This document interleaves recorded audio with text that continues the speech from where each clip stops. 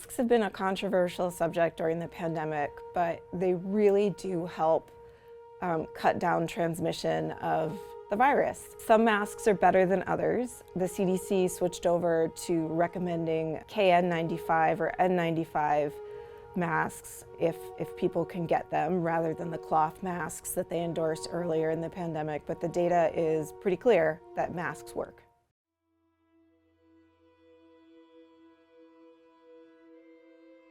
Masks are actually a really old public health tool.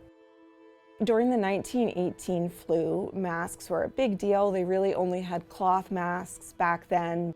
The Red Cross was busy making masks, and I've even seen pictures of families that made little cloth masks for their dogs and cats during that pandemic to keep them safe.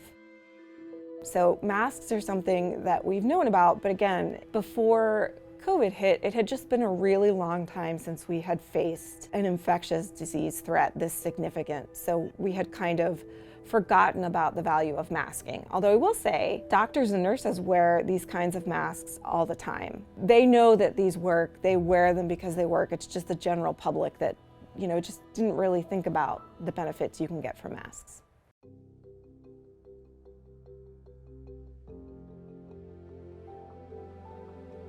So there are two ways that scientists have studied whether masks work. There are lab studies where scientists basically set up the equivalent of like a sneezing mannequin and slow motion images, and they watch particles go through the air, with or without masks on, that kind of thing.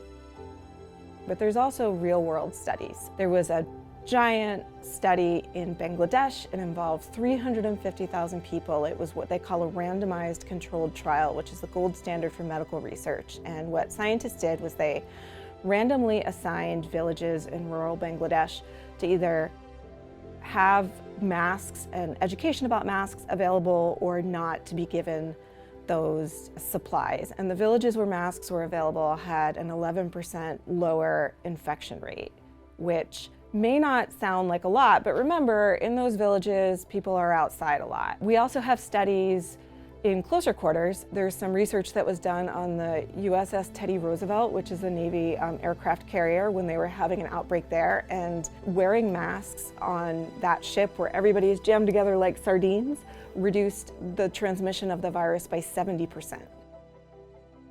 70%, I mean, that's a huge benefit, and especially in a situation like that on an aircraft carrier, if everybody gets sick, it's really dangerous. Who's going to run the ship?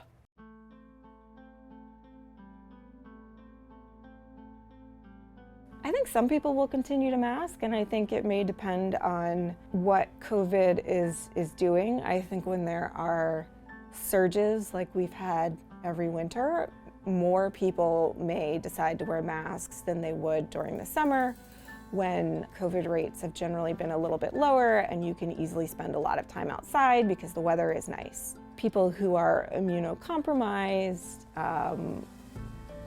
people who have cancer, people who have severe lung disease or heart disease are going to keep masking because they're at high risk and they need to protect themselves.